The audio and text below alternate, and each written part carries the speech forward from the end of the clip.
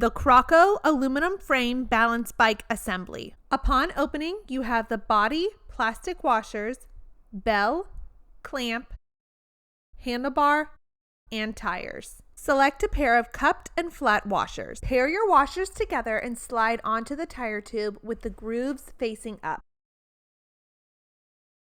Slide the steel tire tube into the body frame. Insert the other cupped washer into the handlebar opening in the frame, following with the flat washer. Add the clamp by placing the notch into the front groove of the handlebar opening. Insert the handlebar and adjust the tightness with the bolt before closing the clamp.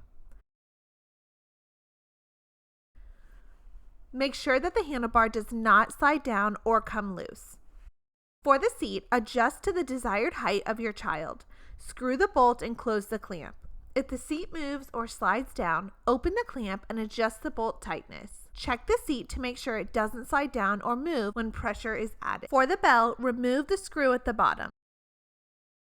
Open the bell clip and place it around the handlebar. Replace the screw and tighten until it's no longer loose or turns.